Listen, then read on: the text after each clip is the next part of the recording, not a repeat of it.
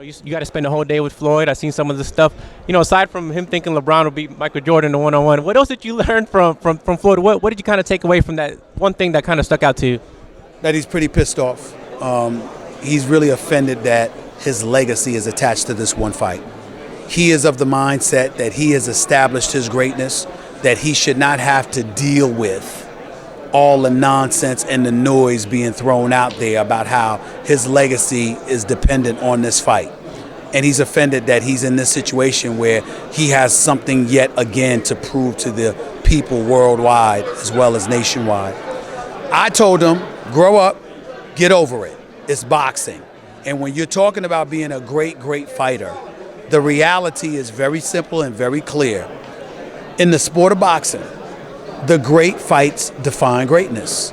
If you don't show up in the biggest fights of your career, that is what you are most recognized and remembered for. Floyd, deep in his heart of hearts, knows that is the absolute truth and that he has to get over feeling upset about that. Does he have a case for being the best ever, Stephen A? I know you guys talked about Ali and everything, but he feels he's the best that ever laced up the pair of gloves. I mean, with this victory, does he have a stronger case as far as saying that? He has a case because he would be undefeated, and he fought all comers and he beat them. The flip side is I still would have labeled him the greatest because I still think there's an absence of appreciation, not respect, because he does respect Ali, Sugar Ray Robinson, and all of them, and it's wrong for people to imply that he's disrespecting them. But he does have, I don't think that he absorbs the full appreciation for what Muhammad Ali had to go through. To get stripped of his heavyweight crown, to be taken away from the sport he loves in his prime, to not be allowed to fight and to box, to experience the level of scrutiny and hatred from white America and beyond that he experienced, and to have to overcome all of that and ultimately regain the heavyweight crown. Floyd thinks that he's experienced racism and things of that nature to the level of Ali. He really does feel that way. That couldn't be further from the truth. He has not.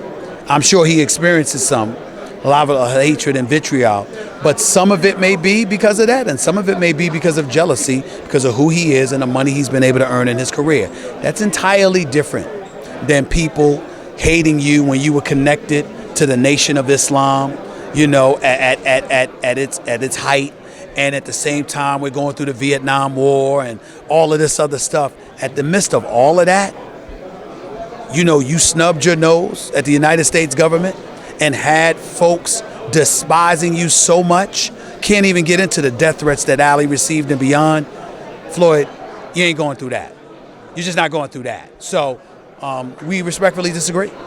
Are you surprised, Stephen A., how he could be the biggest, highest paid athlete in the world in a sport that's not even considered a mainstream sport, it's a niche sport?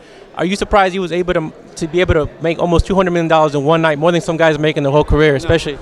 No, because it's global. The other sports have a collective bargaining agreement. They have maximum limit on salaries. They have players associations and all of this other stuff that goes into the fray.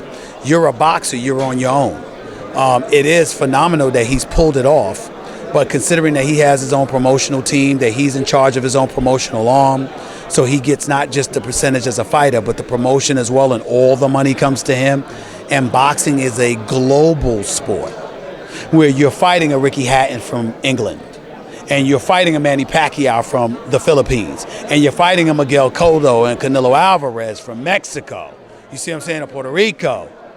That's where it's different, because you've globalized the fight. Not just your sport, but the fight. And there's money to be made from everywhere. You're the NBA, you pull money in from America. Even though they've globalized their sport, you're still pulling the money in from America, and you're pulling money in as a player with maximum limit on player salaries.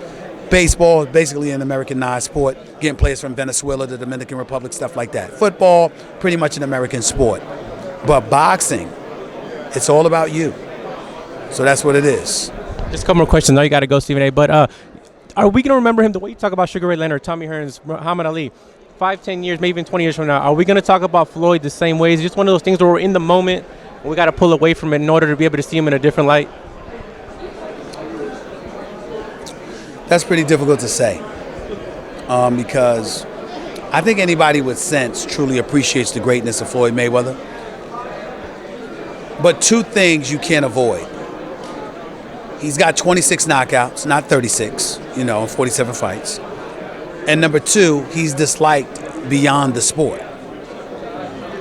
That doesn't go away because you beat Manny Pacquiao. The part that could go away if you beat Manny Pacquiao is that if you win in spectacular fashion, like you want to win by knockout. If you do that, it can be very, very interesting for you from a boxing perspective. But in terms of Joe Public really liking you, I think they feel the way they feel, they're always going to feel about Floyd.